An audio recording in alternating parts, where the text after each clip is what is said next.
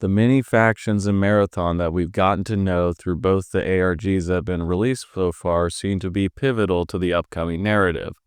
How many times have you guys heard me say something very similar to that? Listen, today I'm going to be talking about Arachne, the sixth and hidden and largely unknown faction in the upcoming Marathon game. But instead of retreading the same ground of me making some sort of weird sentence about how important the factions are and the interplay of them and how they interact is going to be so pivotal to how we experience the story in the game, listen, let's do this, okay?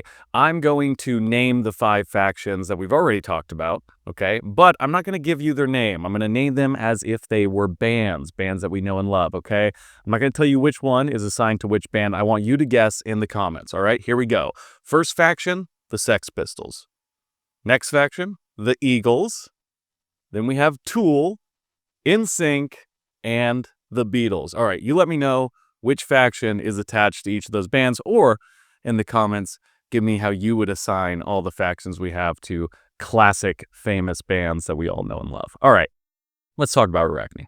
As I stated earlier, the most compelling thing about Arachne as a faction is the fact that we know nothing about them, which, when we're looking at how advanced the intelligence networks seem to be within both Traxxas and the UESC and even MITA, seems kind of unrealistic. How could there be an entire faction operating within this universe, potentially giving out contracts to runners, and yet we see no talk of the kind of influence or operations that they're running from Traxxas in their board of directors chat rooms, for example, or within the leaked emails that we got from the UESC.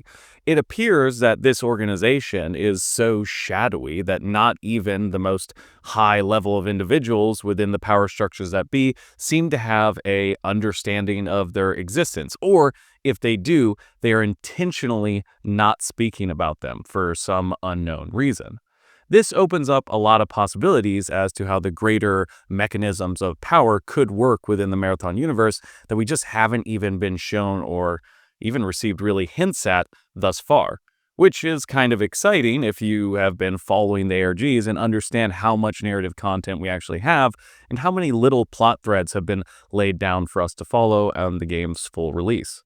Like many things in the Marathon universe, the name Arachne itself has ties to mythological stories. Arachne, in Greco-Roman mythology, was a human who beat the goddess Minerva in a weaving contest.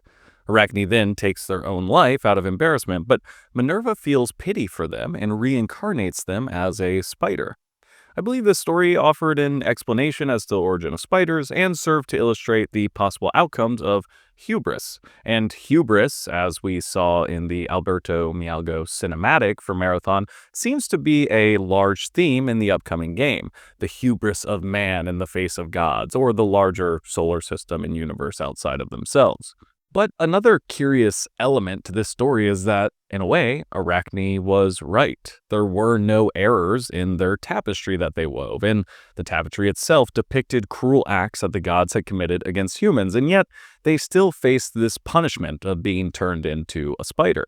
And once again, take this with a grain of salt, since I am not a mythological scholar, but it does beg the question, who are the gods that Arachne could potentially be opposing? Are the gods humanity, creator of the AI, who in turn seek godhood themselves? Are the gods the alien invaders, with this insane level of advanced technology?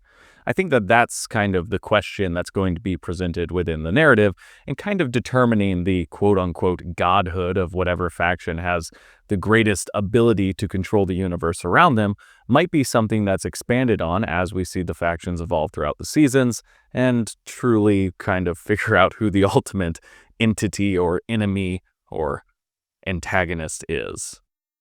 Now let's jump over and let me give you my speculation on what I personally believe Arachne is and what they are up to. My initial instinct, given that the faction seems so hidden, is that they were some kind of intelligence organization. They operate in the shadows and don't have a public-facing component since the nature of the work is so sensitive, and the metaphor here could be that they are weaving their own narrative and controlling what information gets out to the masses, possibly only communicating with any transparency with the highest level of the megacorps or the UESC. Now, this could be accurate, or it could be that I just played through Metal Gear Solid 2 for the first time, and espionage on the highest level is in my mind. Nothing is what it seems, and reality itself is being altered by a group of billionaires controlling AI. Maybe I'm getting off track, or maybe that's exactly what's happening both in real life and within the universe of Marathon. But the more that I consider the story of Arachne in mythology, I think that the character might be more aligned with the AI of the Marathon universe. Arachne was a creation of the gods, and the AI were a creation of the humans. And they both feel that they're able to weave something better, that they can surpass their creator to achieve some sort of higher status. This draws on the larger questions of in-stage rampancy, or at least the goals of a rampant AI, as seen through the eyes of Durandal at least, this escape that will make him God. What if this iteration of Durandal is set on becoming a god in the same way that the sentient creators of AI are like gods in the sense that they too have created life?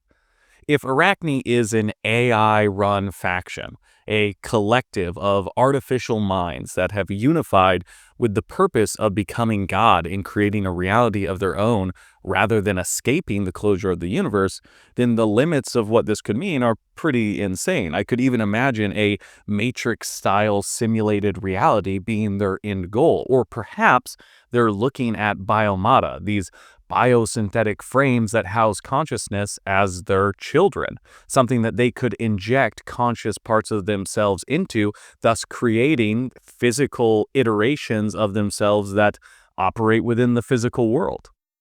The idea that it's an entirely AI-controlled faction also could explain why the other organizations have no comprehension of it so far, because potentially this occurred entirely outside of Seoul, that the AI that were on Tau Ceti or on the Marathon ship have formed this collective organization now known as Arachne because they've observed what's occurred since the Equanimity and Sekaguchi and New Caloric and Traxxas have now entered the Tau Ceti solar system. And the way that they can exert force over the situation now is to claim the name of this separate organization offering contracts to runners to further their own goals. How cool would it be to see Leela and Durandal and Tycho and all of the colony AI that we don't really have a thorough understanding of appearing in this conjoined way, getting aspects of their personality seeping through as we complete priority contracts, or potentially accessing different levels or partitions of their database, and it reveals different components of what their true goals are. I might be rambling here. That was starting to sound like a rampant AI. Ultimately, with the name being so relevant to mythology and obviously the historical significance within the universe itself of the importance of a myth and how it applies to the characters and how they behave, I think it's safe to assume that the nature of Arachne within the game will be tied to some element of the myth. But in what capacity is to be determined. I would love to hear your thoughts as to what Arachne is, who they are, what they are, and what you think they're going to have us do. And also, don't forget to give me your band names for each of the faction down below. All right, I appreciate you. Love you, people. Bye. And once again, take this with a grain of salt.